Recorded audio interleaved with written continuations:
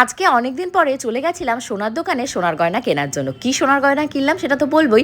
একা নয়, সাথে রয়েছে মাও, কারণ আজকে রয়েছে আমার মায়ের হ্যাপি বার্থডে।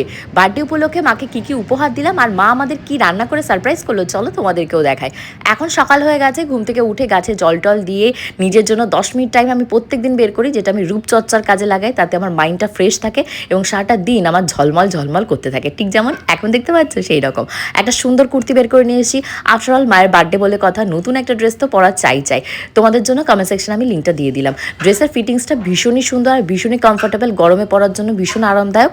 এটার সাথে কিন্তু লেগিংসটা ছিল না, লেগিংস আমার ঘরে যেহেতু আগে থেকে হোয়াইট কালার কেনা ছিল, সেটা দিয়ে এটাকে স্টাইল করার চেষ্টা করেছি। আর আমার স্টাইল দেখে আমার বর ভিমড়ি খাচ্ছে, বলছে এই প্রত্যেক দিন তোমার এই যে ড্রেস তুমি পরছো এগুলো পরা তুমি বন্ধ করো। ওনার বন্ধুর বউয়েরা নাকি বাড়িতে বন্ধুদের উত্তক্ত করে খাচ্ছে যে গোপালদার বউ এত সুন্দর সুন্দর ড্রেস কিনে কিনে পরছে এত সস্তায়, আমাদেরকে কেন কিনে দিচ্ছ না? তোমাদের সংসারেও কি এরকম অশান্তি হচ্ছে? তাহলে অবশ্যই আমাকে জানাও। আজকে যখন রেডি হচ্ছিলাম মনে মনে ভাবছিলাম টিপ পরা স্টার্ট করব।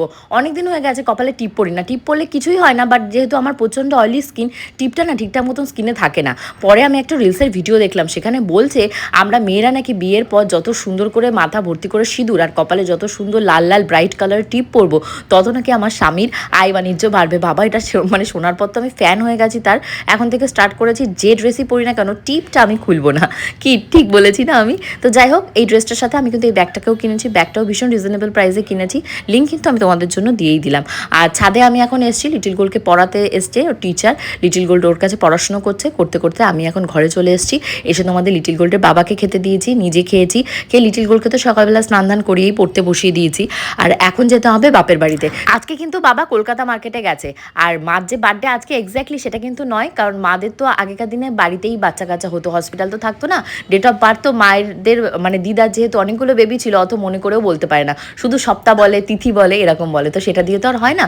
মা বলেছে বৈশাখ মাসের লাস্টের দিকে করলেই হবে। তো বৈশাখ মাস তো অলমোস্ট শেষের পথে, তার জন্য মায়ের এই বার্থডেটা সেলিব্রেশন আজকেই করা হবে। আর দেখতেই পাচ্ছ লিটিল গোল্ডের দিদুর জন্য এই কেকটাকে চয়েস করেছে, ঠিক যেমন ওর মামামের জন্য চকলেট কেক নিয়েছিল, আর দিদুর জন্য রয়েছে কাঁচা ম্যাঙ্গো যে কেকটা, সেই কেকটা। এই কেকটা কিন্তু আমি ফার্স্ট টাইম ট্রাই করেছি, এর আগে আমি কখনো ট্রাই করার সুযোগ হয়নি। তো এখন আমি দোকানে রয়েছি, লিটিল গোল্ডকে মায়ের কাছে নামিয়ে দিয়ে এসেছি। আর মাকে বলে এসেছি লিটিল গোল্ডকে খাইয়ে দাইয়ে দিতে আর ঘুম পাড়িয়ে দিতে, যেহেতু অনেক সকালবেলা উঠেছিল।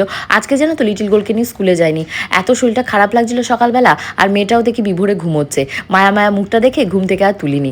যাই হোক, স্যাটারডে সানডে তো আমরা ছুটি পাবো, হোপফুলি আমরা কোথাও ঘুরতে যাব। সেই সমস্ত ব্লগ তোমাদের সাথে পরবর্তীতে শেয়ার করব। যে যেখান থেকে দেখছো, আমাকে যদি ভালো লেগে থাকে, আমার বকবক যদি ভালো লেগে থাকে, অবশ্যই আমার পেজটিকে সাপোর্ট করতে ভুলো না। এখন ঘড়িতেও মোটামুটি কটা বাজে, 5টা 5:30 কাছাকাছি। লিটিল গোল্ডকে খাইয়ে দাইয়ে নিয়ে মা দোকানে চলে এসছে।